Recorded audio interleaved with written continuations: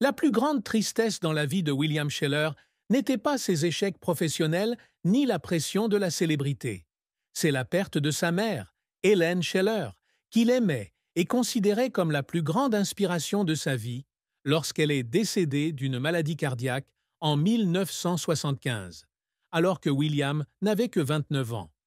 Hélène était une pianiste talentueuse qui a inculqué à William l'amour de la musique dès son plus jeune âge. Né dans une famille d'artistes à Paris, William grandit entouré de musique classique de Chopin et Beethoven, sa mère étant son premier professeur de piano. Hélène n'était pas seulement une mère, mais aussi une confidente, souvent assise à ses côtés pendant des heures pour pratiquer des sonates difficiles, l'encourageant à poursuivre sa passion, même si la famille n'était pas toujours aisée. Le jour du décès de sa mère, William se préparait pour un grand concert au théâtre des Champs-Élysées. Il reçut la nouvelle de son père lors d'un bref appel téléphonique, la voix étranglée. « William, ta mère n'a pas survécu. » Hélène s'est effondrée dans le salon alors qu'elle jouait un morceau de Schubert qu'elle adorait. William s'est précipité chez lui, abandonnant la répétition malgré les fortes protestations des organisateurs. À son arrivée, il trouva sa mère allongée immobile sur le canapé, les mains toujours sur sa poitrine, comme si elle serrait la guitare dans ses bras. Il s'agenouilla, serra fermement la main de sa mère, et les larmes coulèrent de manière incontrôlable. Il a pleuré non seulement à cause de la perte de sa mère, mais aussi à cause du sentiment d'impuissance de ne pas pouvoir être avec elle dans ses derniers instants. Il avait promis un jour à sa mère d'emmener jouer avec lui à travers l'Europe et de composer une symphonie pour honorer son talent, mais avant qu'il puisse tenir cette promesse, elle est décédée. La mort de sa mère fut la plus grande douleur de la vie de William Sheller. Après les funérailles, il est tombé dans un état de dépression, s'enfermant dans le studio pendant des semaines, sans manger ni boire, restant simplement assis et jouant les chansons que sa mère lui avait apprises. Il s'est renfermé, regardant souvent de vieilles photos d'Hélène et se reprochant d'être tellement absorbé par sa carrière qu'il ne passait pas plus de temps avec elle. Au cours des années suivantes, chaque fois qu'il composait, il pensait à sa mère, l'imaginant assise au piano, souriante et écoutant. Cette tristesse n'a jamais disparu. Elle est devenue une partie de lui, influençant ses œuvres ultérieures avec des mélodies mélancoliques, des paroles remplies de nostalgie et de regret.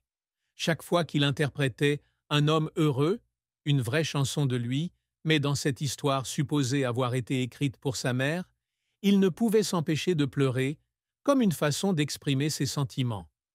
La carrière de William Sheller a été un long voyage rempli de sueur, de larmes et de moments de gloire mémorables.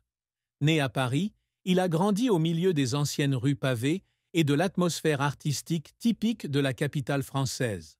Son père, Maurice Sheller, était trompettiste dans un orchestre de jazz, sa mère pianiste, tous deux travaillaient sans relâche pour soutenir les trois frères Sheller. Dès son plus jeune âge, William aimait la musique, s'asseyant souvent à côté de sa mère pour jouer du piano ou écoutant son père jouer du jazz les soirs de week-end. À l'âge de 14 ans, il commence à composer ses premiers morceaux de musique, jouant du piano dans des petits bars du quartier latin pour gagner de l'argent et subvenir aux besoins de sa famille. Bien qu'il n'ait pas eu l'occasion d'étudier la musique formellement dans un conservatoire, il a appris seul grâce à de vieux livres et s'est entraîné tous les jours dans l'appartement exigu de sa famille. En 1975, à l'âge de 29 ans, William fait ses débuts avec la chanson Rock and Dollars, une chanson pop-rock mêlée de sophistication qui attire rapidement l'attention du public français. Avec sa voix douce et émotionnelle et son style d'interprétation unique, il a conquis le cœur des auditeurs et a ouvert l'âge d'or de sa carrière. Dans les années 1970 et 1990, il continue à sortir une série de tubes tels que Le carnet à spirale, 1990, Un homme heureux, 1991 et Les machines absurdes, 2000, chacun avec sa touche personnelle, ses paroles profondes et ses mélodies riches. L'album Lux Aeterna, 1972, œuvre symphonique mêlant musique classique et moderne, fut très apprécié par la critique, l'établissant comme l'un des artistes les plus polyvalents de la France de l'époque. Son succès ne se limite pas à la musique populaire. En 1985, il commence à composer de la musique classique, avec la symphonie « Symphonie pour un enfant perdu », créée à l'Opéra Bastille, suscitant l'admiration des experts. Le public l'aime non seulement pour son talent, mais aussi pour la sensibilité et les émotions authentiques qu'il apporte à chaque œuvre. Il a été surnommé le compositeur de l'âme, un titre qu'il a conservé pendant des décennies. Mais sa carrière n'a pas toujours été un long fleuve tranquille. En 1990, il investit toute son énergie dans l'album Circonstances, espérant créer un nouveau chef-d'œuvre. Mais l'album échoua commercialement, fut critiqué par les critiques pour être trop complexe et inaccessible. Cette nuit-là, il était assis seul dans le studio, regardant les piles de disques et pleurant. Il a pleuré non pas parce qu'il avait perdu de l'argent, mais parce qu'il se sentait impuissant lorsqu'il voyait que le public ne comprenait pas sa passion. Avant cela, il avait également été confronté à l'échec dans sa jeunesse. En 1968, il participe à un concours de composition musicale, mais est éliminé dès le premier tour, car les juges estiment que sa musique est trop différente et ne convient pas au goût populaire. Il se souvenait de cette nuit, assis seul sur un banc au bord de la Seine, regardant les lumières de Paris et pleurant en silence. Il pleurait non pas parce qu'il était éliminé, mais à cause du sentiment d'impuissance lorsque son rêve semblait si lointain. Il se demandait s'il était suffisamment talentueux pour surpasser des milliers d'autres musiciens, et si sa décision de se consacrer à la musique était une erreur. Pourtant, William Sheller n'a jamais abandonné. Après l'échec de Circonstances, il revient avec l'album Sheller en solitaire, 1991. Une œuvre acoustique simple mais émotionnelle, qui est chaleureusement accueillie par le public. Il travaillait sans relâche, composant parfois toute la nuit pour perfectionner chaque note. Un jour, après un concert de 3 heures, il s'est assis dans la salle d'attente, se couvrant le visage et pleurant d'épuisement et de pression. Il pleurait non pas à cause de la fatigue physique, mais à cause de la peur de ne pas répondre aux attentes du public, la chose la plus précieuse qu'il avait. Son parcours témoigne de la volonté de faire d'un homme qui s'est battu sans relâche pour surmonter toutes les difficultés, des premiers jours difficiles aux moments glorieux. William Sheller ne vivait pas seulement pour la gloire ou l'argent.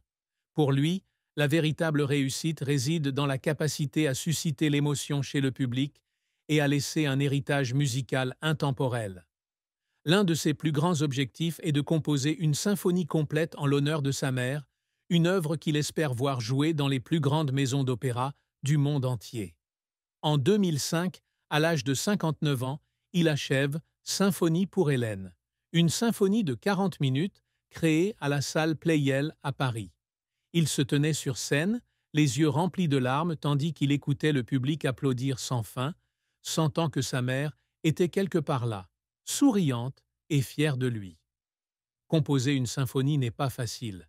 Il a passé des années à étudier la musique classique, à travailler avec de grands orchestres et à affronter des jours de doute.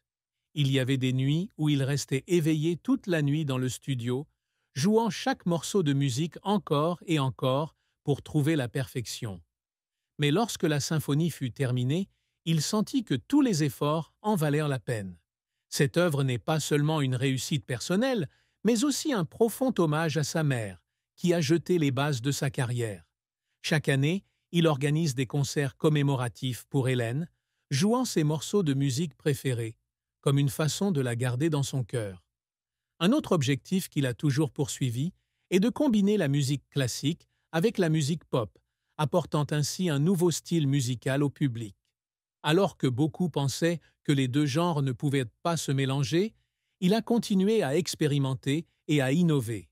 L'album Épure, 2015, est le fruit de cet effort, avec des chansons à la fois classiques et accessibles au grand public, interprétées dans des festivals de musique en France et en Europe.